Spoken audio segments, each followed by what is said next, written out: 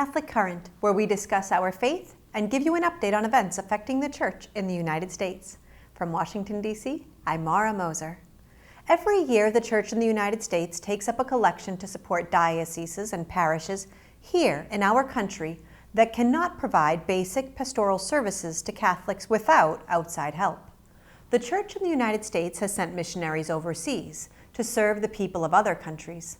The Home Mission Appeal gives that same kind of support to dioceses and parishes here in the United States. In fact, nearly 40% of U.S. dioceses are considered home missions. Today, we are speaking with Kathy McCarthy of the Diocese of Gallup, a mission diocese in New Mexico. Thank you very much, Kathy, for joining us here on Catholic Current. We're talking today about the Catholic Home Missions Appeal, and one of the beneficiaries of the appeal has been the Diocese of Gallup. Just to start, would you tell us a little bit about the diocese? We're the poorest diocese of the United States. We're one of the largest. Our state covers 55,000 square miles, so the size of New York State or the size of Illinois, and we only have 33 priests to serve us. Any qualifier that you have that indicates a mission diocese, we have here in the Diocese of Gallup, and it's we have them to the nth degree, and that's just the fact. We are the poor serving the poor, like Pope Francis wants us to be. Wow, it sounds like you must have some incredible challenges there in the diocese. What are some of the needs that the Church is addressing there? Oh gosh. It's a lot. The main need is what everyone suffers in the Church, right? There are not enough laborers in the vineyard, so we need priests. The Franciscans, who served so ably for over 100 years, are also reduced in vocations. So they're leaving more and more parishes and missions to the Diocese of Gallup per se, the diocese, as opposed to covering these parishes. We have to cover them, which means these people, whenever the order supported the Franciscans in their missionary work, now the diocese has to, and we already are poor. Our chancery office reflects the poverty there. You have people often say you have to wear several hats, but in our chancery, we carry along with us several offices, each one person. And on the parish level, a priest may have, most of the priests have several parishes and missions to cover. Some of them cover up to 4,000 square miles a weekend in their parishes, or if they're visiting or the sick and whatever. We just need priests, and to be able to supply for the priest living costs. That's probably the main problem we have in our diocese. But the poverty of the people, they're beautiful people. We live in an area where there are many, many cultures. Each of the Native American cultures have their own distinct culture. And on top of that, we have Spanish colonial descendants from 300 years ago. We have immigration from the south of the border. We have Anglos. We have Asian. In the town of Gallup, which is not the largest town in the diocese, is like a little mini city with all these ethnic groups, but unlike major cities where you have Little Italy over there and another Asian area here, we are all together. And for good and for ill, we bump into each other, but we've learned to also get along. And it's actually a very beautiful place to live and to raise your children, because they learn to get along with many, many different cultures and ethnic beliefs. But it's very, very poor. And the most common thing I hear when people say, "You live in Gallup?" "Oh, I drove through there once." So that's because it's pretty much off of I-40 right now. So yeah, but the people on the parish level, when you get off of I-40 and you get into the deeper of the parts of the diocese, you see extreme poverty. Most of the people don't have running water. They have to carry it in.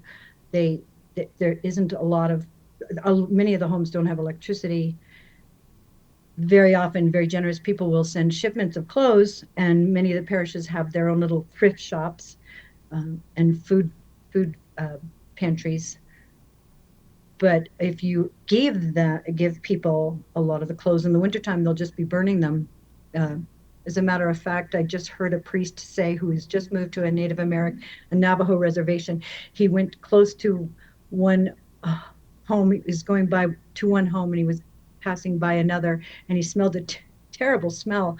Turned out, he found out from the neighbor, they were burning sneakers for warmth, literally.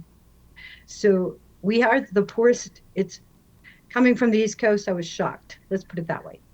I knew a lot of history about the East Coast, and I knew about the West Coast. I had no idea we had people in our diocese living in the conditions they do in our country. Yeah. It was actually pretty stunning. You mentioned the Catholic Home Missions Appeal, Kathy. What are some of the ways that the funds from the Catholic Home Missions Appeal has helped support the diocese? And if you have any stories you can share, that would be wonderful as well. Sure. Well, what the funds that we request from Catholic Home Missions mainly go to help support the priests. And since the pandemic, of course, everything has gone downhill. Fewer people go to church. The Native Americans were hit so hard with the pandemic. We were the only town in Gallup, the only town of the whole United States that was actually shut down by the National Guard during the pandemic. You could not get off the highway to come into our town unless you lived here for I think 3 weekends, but I forget. But this is the town where the Native Americans will come to shop and get supplies. So they ended up cutting barbed wire fences and driving right through people's properties. We didn't blame them. We looked sideways because they needed to get their food and their water. So Catholic Home Missions was so wonderful to us for the pandemic. I can't tell you. Catholic Home Missions helps our parishes with heat, because many parishes, the only time they can do catechism is in between Sunday masses or after Sunday mass. And so we need to have those adobe buildings and stone buildings warm. And so sometimes Catholic Home Missions helps literally with heat so people can come. Repairing roofs, because the intense weather here, we have monsoons in the summertime and extreme weather shifts in the wintertime, that the buildings are always in big repair. Catholic Home Missions has helped us with jail ministry, retreats for veterans. We have a lot of veterans. The Native Americans are very patriotic, and they very often go into the military. And so, but as you know, they need sometimes further help after they get back out. So Catholic Home Missions has helped us with that. They help form our diaconate lay ministry formation. The teachers that teach the diaconate aspirants and lay people come in from far distances of the diocese. Again, as our diocese is 55,000 square miles, and they have to stay the whole weekend. They never take their stipend, or they very rarely do. They just want to pay for gas, the teachers, because they know how poor we are. The Catholic Home Missions, of course, helps with the schools. They give teacher salary stipends and tuition to the Native American students, or all across. It's never enough. We have a couple of schools that they barely make it. They barely make it without a lot of prayer, and yet they're so needed. During the pandemic, internet online studies that everybody went to was almost nil on the reservation. Even near where I live in town, a school bus came in every day, and the kids sat on the school bus to have an internet access because they didn't have one at home. And even this past winter, it was so difficult in the winter. The muddy roads, the lack of infrastructure in our area caused a lot of the students to go back to online classes. Our Catholic schools were able to stay open. Those teachers, through the help of Catholic Home Missions, those teachers and the principal, once they got through the first onslaught of the COVID pandemic, when we all regrouped, there were ways of setting up classes. They had outdoor science classes. I sent a picture, I think, over of that. They had Catholic Home Missions was allowed us to get supplies like those dispensers of antiseptic washes, and they were able to slowly get back into safe spacing, education, and they continue now to help support our schools with funding for teachers that come from all over the country, stay a couple of years. It's a difficult area to serve. Stay a couple of years, and sometimes they move on, sometimes they stay. When I say it's a difficult place to serve, it's because of the distance between different towns and missions, and for young people who want to come to serve, if they're used to running down to get a coffee at the local coffee shop, that's not going to happen in this area unless you happen to be in one of the bigger towns. But in our schools, no, if they're teaching at the schools.